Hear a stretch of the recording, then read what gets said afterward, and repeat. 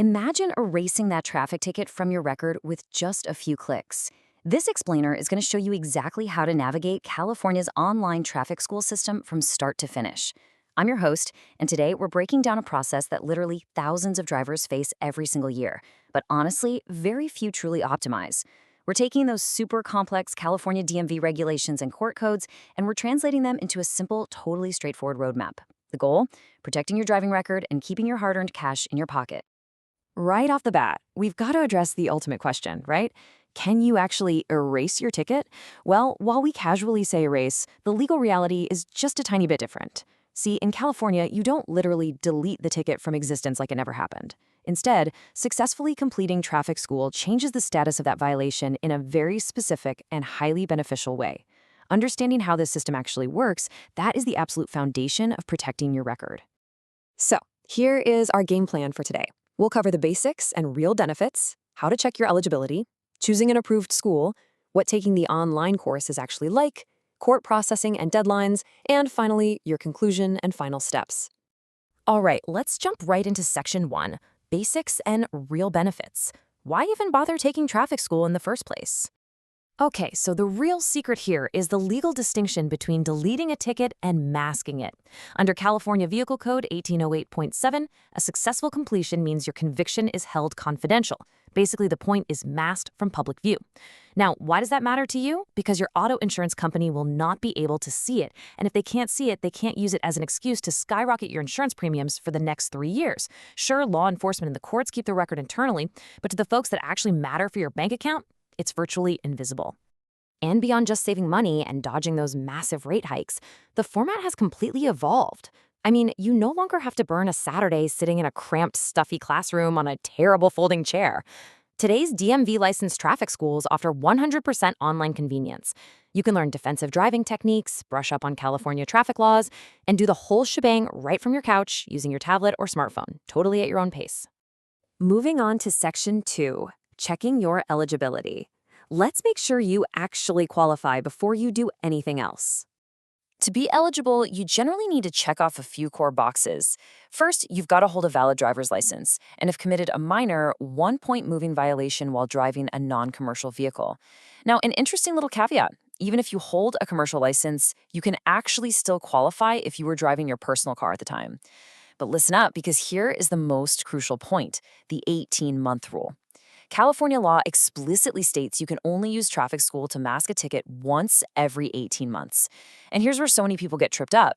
Those 18 months are calculated strictly from violation date to violation date, not the dates you actually took the class. It's a huge distinction. This is exactly why you must read your court courtesy notice very, very carefully. While minor speeding or rolling a stop sign usually gets the green light, major offenses will immediately disqualify you.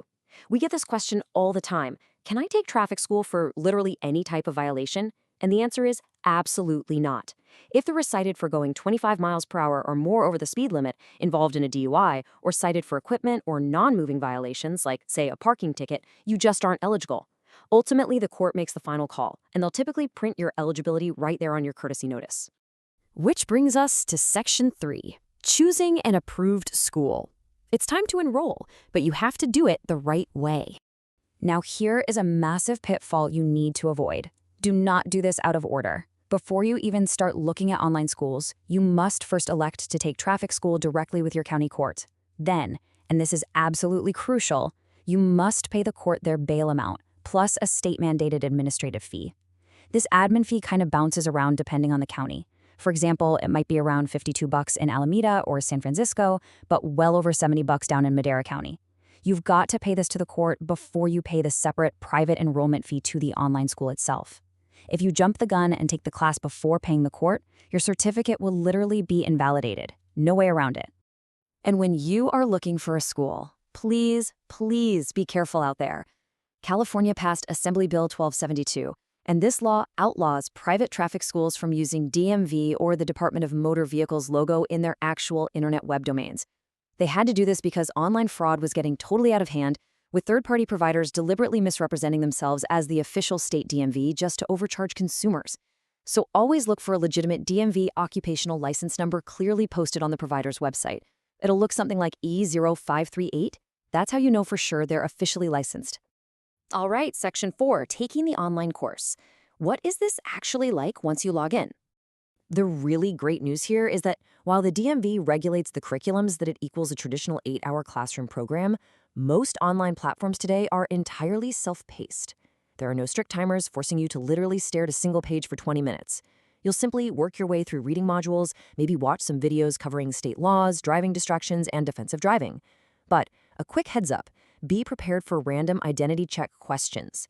The DMV requires these schools to prove that you are the one actually taking the course. So you'll have to answer these verification questions periodically, often with a quick 60-second time limit, just to avoid being locked out of your account. And what about the final exam? Well, you're going to face exactly 25 standardized multiple-choice questions. These are mandated by the DMV across all schools. The good news? It is completely open book. A lot of providers will even give you a searchable study guide to use right alongside your test. You just have to keep an eye on the clock because you must complete the entire exam within a 60-minute window. Now, a question that comes up all the time is, what if I fail? First of all, don't panic about being perfect. You only need a 70% to pass, which breaks down to just 18 correct answers out of 25. And if you stumble and fail the first time, you get a second attempt with a completely different set of questions. But fair warning, if you fail that second attempt, state regulations dictate that your account is officially deactivated. You'll be forced to re-register, pay the school fee all over again, and start the course entirely from scratch. Nobody wants that. Let's move into Section 5. Court processing and deadlines. You passed, but don't drop the ball now. Understanding this processing timeline proves exactly why you cannot wait until the final hour. Let's call the day you pass day 0.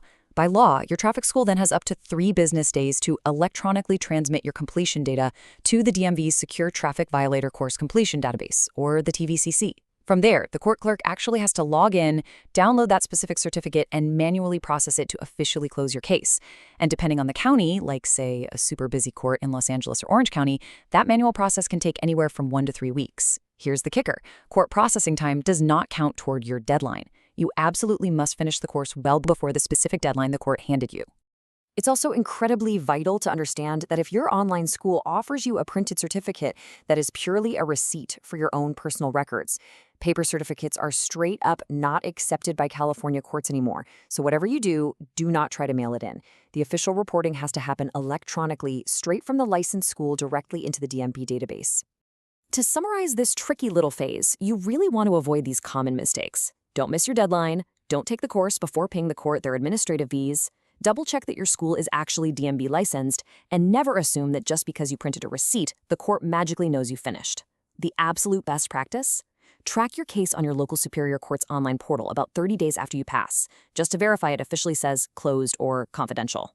Oh, and a quick aside for commercial drivers. You might actually have to call the DMV Mandatory Actions Unit directly to make absolutely sure that point gets properly suppressed. Finally, we arrive at Section 6, Conclusion and Final Steps. Let's wrap this up and keep that record clean. If you just follow this simple checklist, you're going to navigate the California bureaucracy smoothly and successfully. Read the courtesy notice from the court to confirm you're eligible. Pay the court their money first. Find a legit DMV-licensed online provider. Pass your open book exam with at least a 70% early enough to account for all those processing times. And finally, double-check your local court's portal a few weeks later. It's like a giant puzzle, but once you have all the pieces, it fits together perfectly. Now, please keep this disclaimer in mind. Always verify your eligibility and procedures with current local laws and individual court requirements, as rules can change. While we've covered the overarching statewide DMV standards in this explainer today, every single one of California's 58 county courts might have slight variations. Their specific administrative processes, local fees, and their preferred online portals can differ. So always defer to the instructions printed right there on the official documents mailed to you by your local courthouse. So, what does this all mean for you? Are you ready to erase the financial impact of that ticket today? You now have the exact roadmap to protect your record, keep your insurance rates low, and navigate this entire bureaucracy with total confidence. But I want to leave you with a final thought. If masking a ticket legally is really this straightforward, how many millions of dollars do you think insurance companies are making off the drivers who simply don't know this system exists? With the power to protect your wallet literally just a few clicks away, what's stopping you from taking control of your driving record right now?